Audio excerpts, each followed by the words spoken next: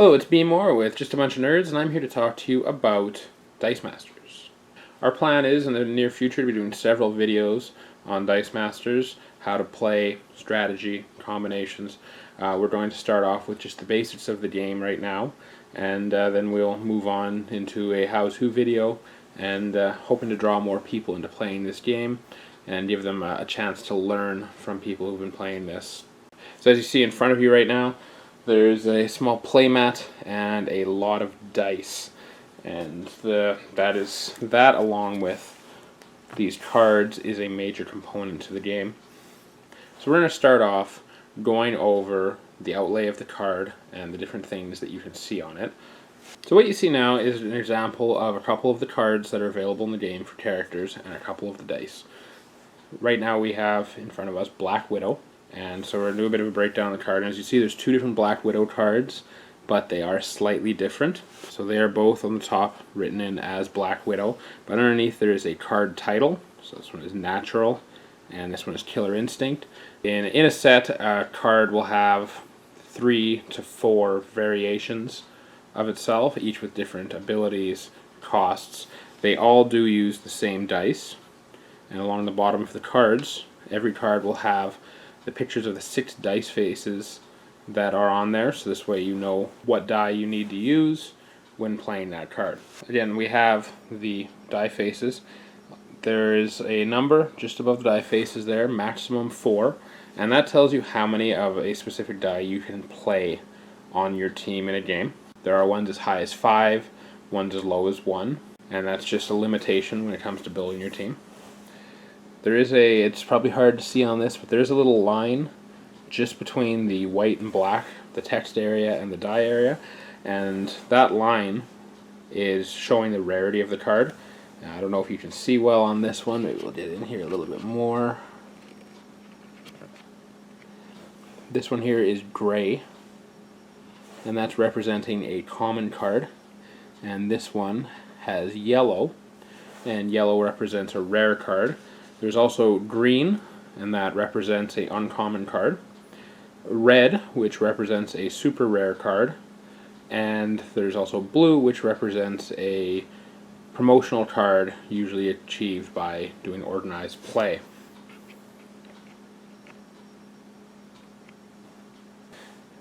In the white text box areas here, we have the card abilities. Won't go into the specifics of those at this time, but we will as we get into gameplay. Card picture. On the top corner here, there's a number and a symbol in there, and so this one here has 2 and the symbol is a fist, and that just represents what type of card this is. And there are 4 main types of energy, as we call them. There is fist energy, mask energy, bolt energy, and shield energy, and they just represent what type of energy you need to use to purchase the die, the number of energy, and the type of energy. Underneath it, this card here has an affiliation. So as you see, it's got the Avengers symbol. There's symbols for the Fantastic Four, X-Men, villains, the Phoenix Force. I think that's all there is in the 2 Marvel sets. As Dice Masters expands, there will be symbols for DC, Yu-Gi-Oh, and other sets that will have their own affiliations in there.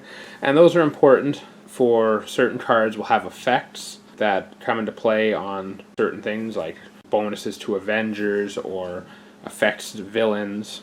Along the side, we just have the collector information. So these 2 cards are out of the Avengers vs. X-Men set, and this is card number 36 out of 132.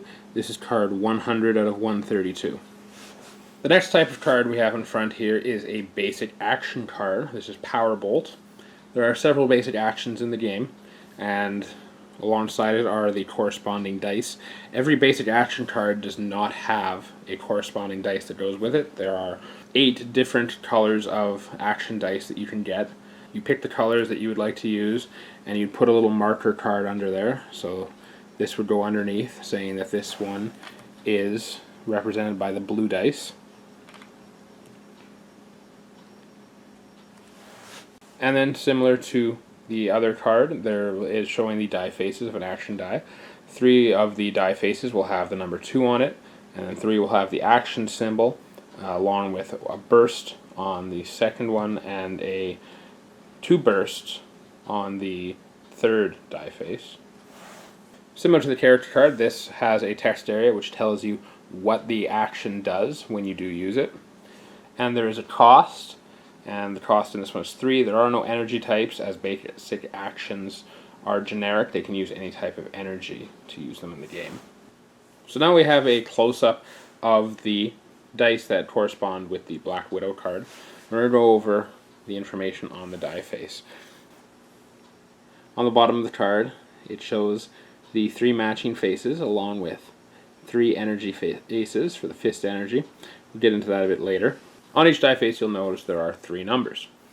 The number on the top left corner, so a 0, then in the second die a 0, and 1 in the third die, is the number of energy needed to field a character.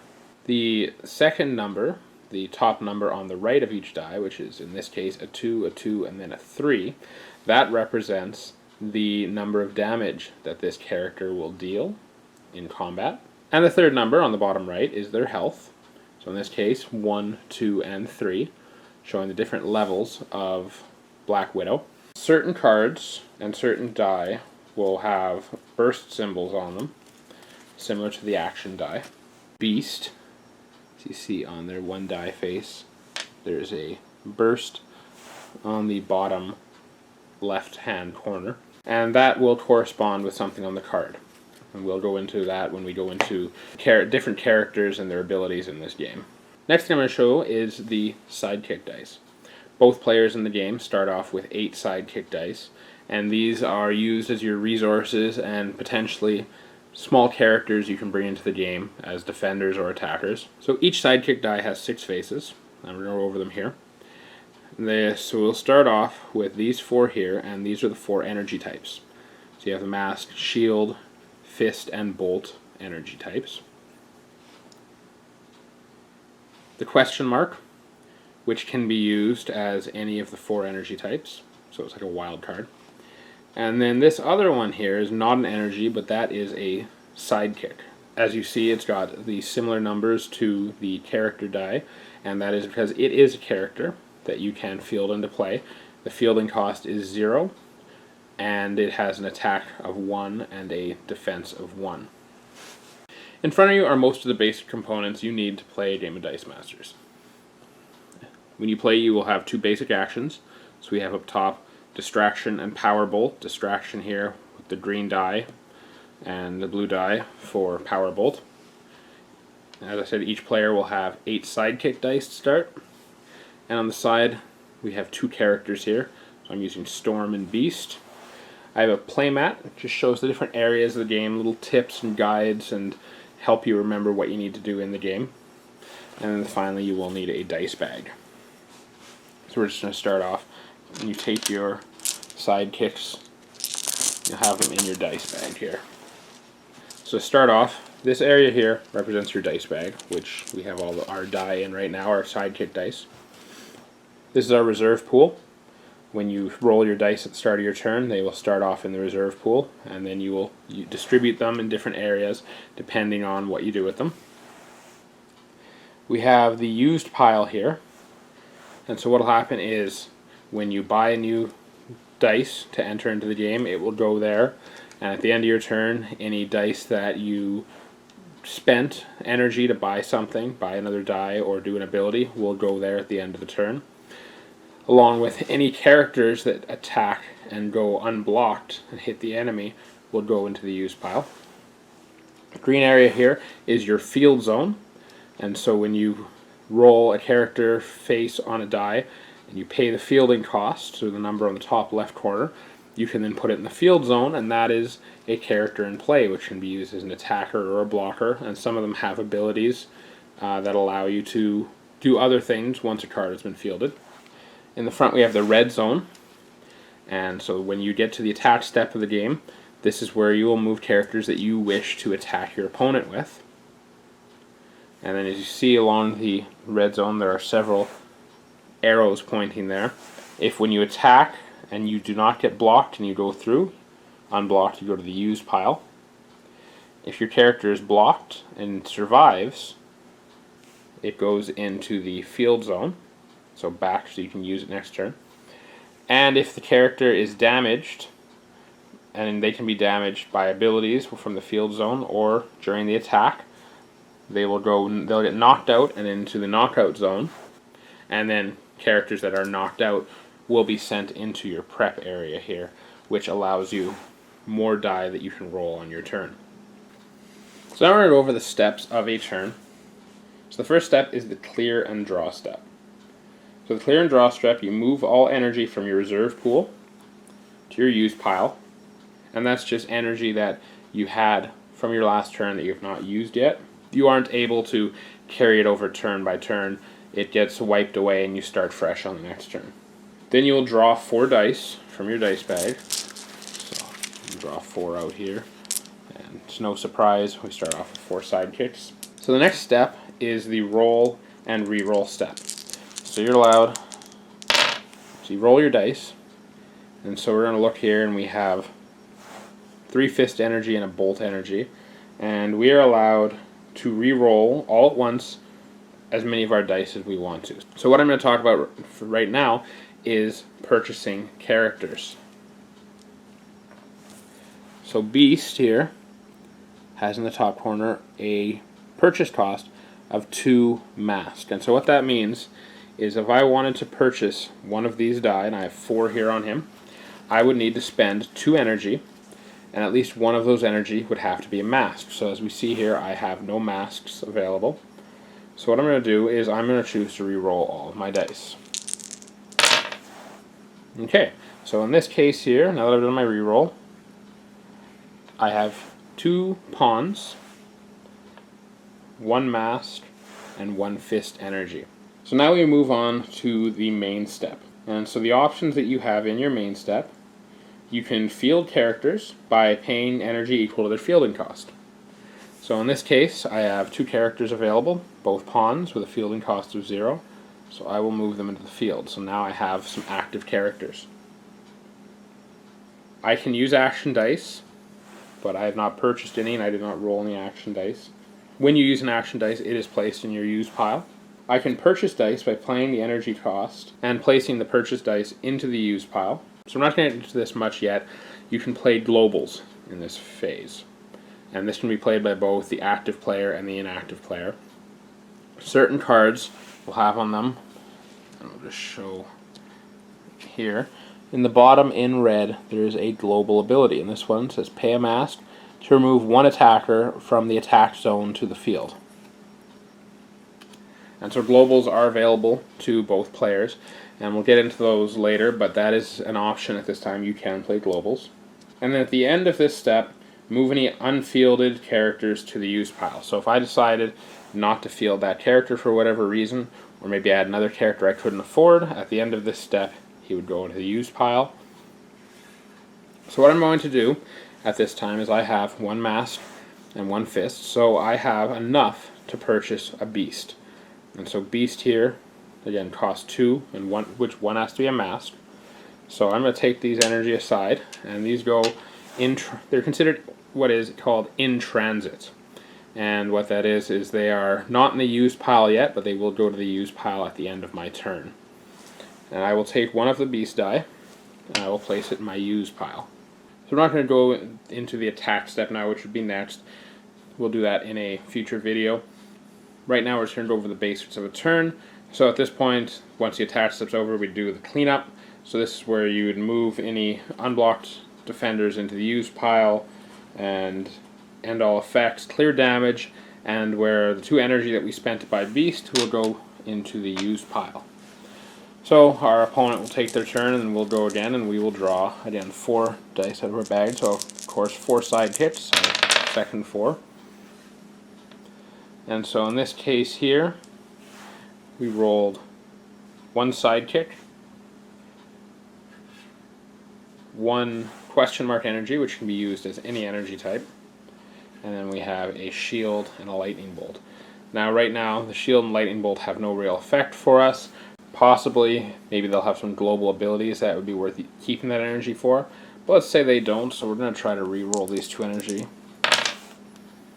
Okay, so what we got here is we've got a shield, a mask, and then a wild energy, as I like to call it. So again, now it's coming to our main step. So I'm going to field another sidekick,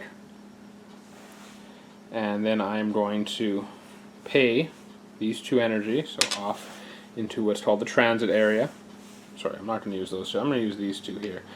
Whenever possible, save the question mark dice. And then I'm going to buy a second beast dice. Now, the one thing about the characters is, so they have their 3 character sides. They also have 3 energy sides. So they'll all have 1 energy side representing their energy, and then the other 2 will represent double, so they'll actually have possible of 2 energy per dice rolled. So at this point here, again, we're not going to attack.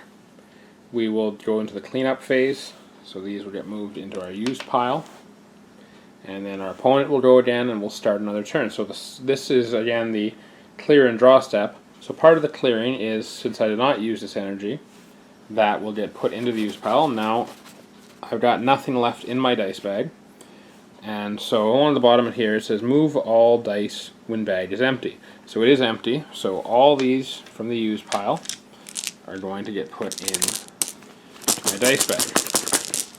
And so this will be possibly a chance where we can get more energy. We again draw 4. So this time here I got 1 character die. And so now I have the option. I have a character I can field, but I want to try to buy Storm. I want to add her into my used pile. So I'm going to try to re-roll this again. I'm trying to re-roll them all. Gotta love the power of editing. After several unsuccessful rolls, I decided I'm not going to do this, and I'm just going to pick the roll that I want here. So in this roll that I got, I have 2 fist energy, I have a bolt, and I have 2 masks, so a total of 5 energy. So I will move these into the transit area and purchase 1 storm die. And then of course we go into the attack step and then the cleanup, so these would go into my used pile. And I'd go on to my next turn. So thank you for taking time to watch my intro and basics of Dice Masters.